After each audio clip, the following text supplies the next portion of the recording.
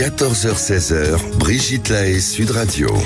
Avec Vincent Hupertan, urologue et sexologue, nous évoquons donc la vasectomie et la contraception masculine. Peut-être qu'il y a aussi des avancées, on en parlera tout au long de cette émission. Et on retrouve Patrick qui va témoigner. Merci beaucoup Patrick, en tout cas, de prendre la parole. Bonjour. Bonjour.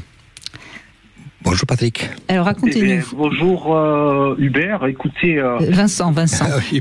Excusez-moi. Non, Hupertan c'est son nom de famille, voilà. Donc on va l'appeler Vincent. C'est ça. Voilà, on va pas modifier. Écoutez, je suis... j'espère apporter mon aide à tous ces hommes qui n'osent pas passer le cap de la vasectomie. En ce qui me concerne, ça a été effectué en 2007. Oui, déjà, ça fait déjà pas mal de temps, oui. Ça fait déjà pas mal de temps. Alors pourquoi ? Parce que j'ai des enfants, j'ai 3 enfants. Il se trouvait que j'ai voulu avoir un garçon en premier, j'ai eu mon garçon. Puis j'ai rencontré une personne qui était déjà maman. Donc à partir de là, on prend tout le paquet. On prend la maman et la fille. Que j'ai reconnu par la suite. Et même en se mettant d'accord que moi, personnellement, je ne voulais plus avoir d'enfants. Je considérais qu'on avait chacun un enfant comme pour le couple, donc c'était très bien.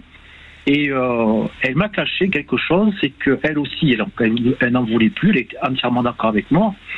Sauf que je me suis fait un petit peu piéger.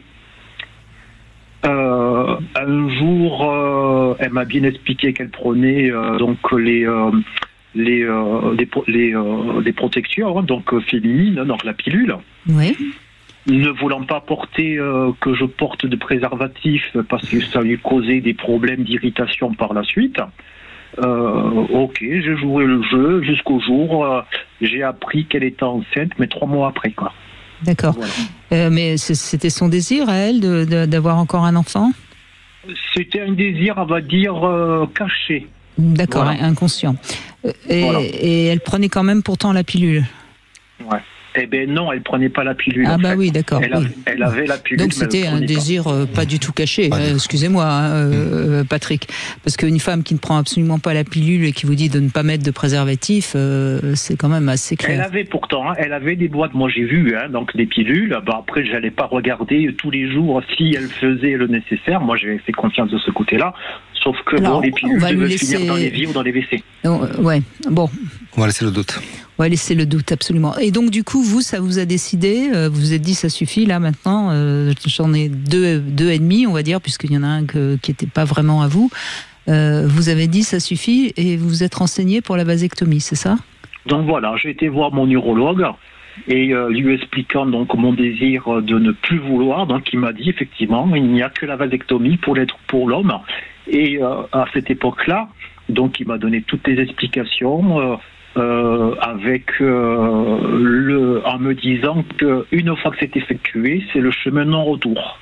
Moi, je voulais justement le chemin non-retour, donc je lui ai bien demandé d'enlever un bon volume de conduit pour éviter qu'il y ait des reconnexions qui se fassent, parce qu'il m'avait expliqué que c'est possible qu'il y ait des reconnexions.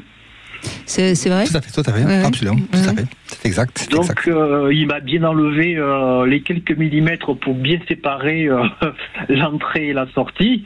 Et ensuite, avec les explications, donc pas de rapport de suite non protégé. Donc, il m'avait conseillé 3 mois. Je ne pensais pas que les spermatozoïdes pouvaient vivre aussi autant de temps. C'est exact, c'est 3 mois. Mais c'est pour ça que jusqu'à présent, à part la vasectomie, on ne trouve pas de moyens de contraception qui tiennent chez l'homme parce qu'en effet, les spermatozoïdes sont fabriqués sans cesse. C'est la puissance de la vie, c'est ça qui est extraordinaire. Même quand on coupe tout, la vie retrouve le chemin pour continuer alors qu'on avait tout fait pour justement... Ouais. Mais regardez la nature actuellement avec les quelques jours de beau temps, comment tout sort, tout pousse, c'est exactement les bonnes herbes comme les mauvaises. La réflexion que je me suis faite exactement tout à fait. À quel point que l'échec c'est quelque chose de très très beau, de voir la puissance de la vie, de trouver le chemin même si on a tout fait pour qu'il soit pas là. Effectivement, tout est bien fait pour ça. Tout à fait.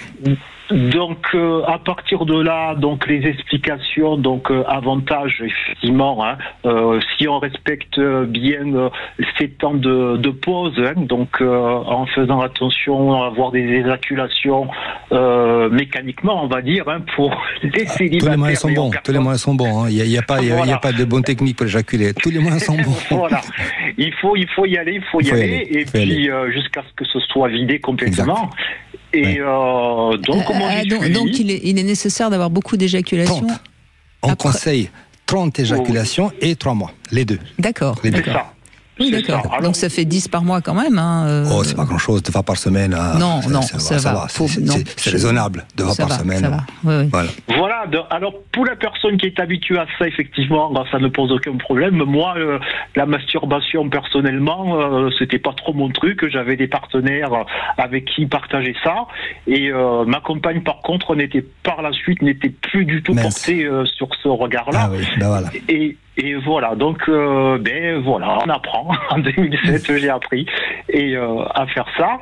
Alors ça m'a posé des problèmes parce que c'est vraiment l'expression se vider les couilles, quoi. Ah, c'est ça, il faut se vider les couilles. Pas tout à fait. Il y a juste une dimension anatomique que je voulais souligner, c'est que le testicule, c'est l'usine à flux tendu. On est à 1000 unités par seconde, 1000 unités. Il faut se vider le conduit. Exactement.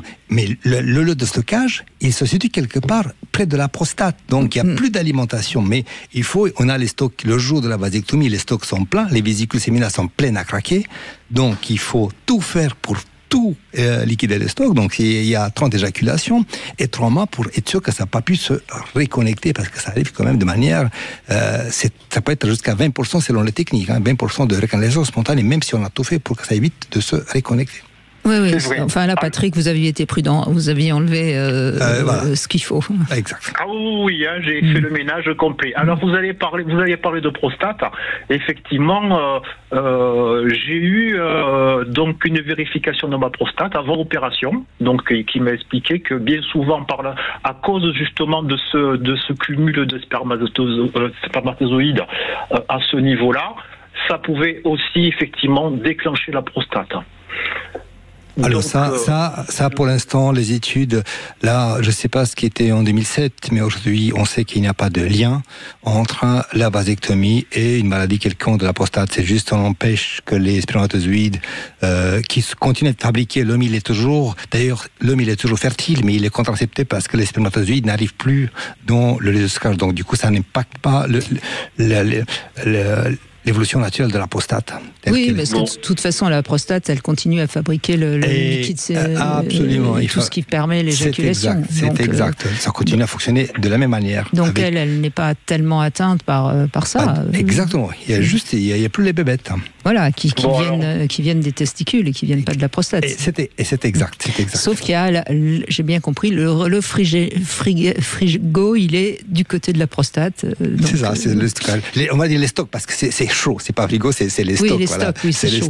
Ah oui, pourtant je croyais que mettre un slip chaud, c'était chauffant, ça tuait les spermatozoïdes. Ça tue l'usine, c'est que les testicules se mettent au ralenti, c'est ça. Donc le slip chaud n'a aucun intérêt, c'est absolument pas un bon moyen de contraception alors. Puisque ça tue pas la réserve. Ça tue pas la réserve. Alors, ça ralentit. Si le testicule est surchauffé, la surchauffe testiculaire. Oui, mais il faut le garder jour et nuit. Alors 15 heures par jour, et que il suffit de l'oublier une fois, partir en week-end avec son amoureuse et oublier son système, parce qu'il y a d'autres systèmes qui sont à l'étude, et très souvent il faut recommencer à zéro parce qu'il suffit de... Donc c'est bien ce que je dis, c'est pas un bon moyen de contraception. Voilà. C'est pas très fiable. Moi, en tout cas, j'ai suivi les conseils de mon urologue, j'ai tenu bon. C'est bien. Voilà. Et alors, dernière question, Patrick, est-ce que sur le plan de la sexualité, ça vous a un petit peu perturbé ou pas du tout ? Alors oui, justement, après la reprise, donc après cette période de jeûne, on va dire. De 3 mois, d'abstinence, voilà, de jeûne. oui, il y a eu le petit côté psychologique en me disant est-ce que ça a bien pris, est-ce qu'il reste pas, mais ça n'a pas duré longtemps. Ça a duré une dizaine, on va dire une quinzaine de jours, et parce que la peur, voilà, de se retrouver avec une personne enceinte, donc ma compagne, hein, puisque moi j'étais marié, et que je ne voulais plus d'avoir d'enfants, on était d'accord. Alors pour cet accord-là, il faut pas oublier que quand vous êtes marié, à l'époque, le Pacs n'existait pas, mais il fallait l'accord de la partenaire. Oui. Voilà, il fallait l'accord signé pour que l'opération puisse se faire. Donc ça a été le cas pour moi. Et il y a eu cette petite crainte, oups là, on ne sait jamais. Et alors de temps en temps, effectivement, quand il y avait trop d'émotions, je sortais de peur d'éjaculer, de me retrouver avec ce problème. Donc vous êtes c'est parti très vite. C'est la crainte d'une grossesse, encore une énième qui n'était pas au programme. C'est pas tellement par rapport à votre éjaculation et érection. C'était la peur, voilà, c'était la peur d'une énième grossesse. Exact. Mais en ce qui concernait ma performance, pas du tout, ça ne m'a pas du tout gêné, au contraire. Psychologiquement, j'étais beaucoup plus libre dans ma tête, et puis le plaisir, je dirais, il avait augmenté. Oui, ça vous a libéré, ça a libéré quelque chose, évidemment. Donc on l'entend bien. Écoutez, merci beaucoup Patrick de ce témoignage.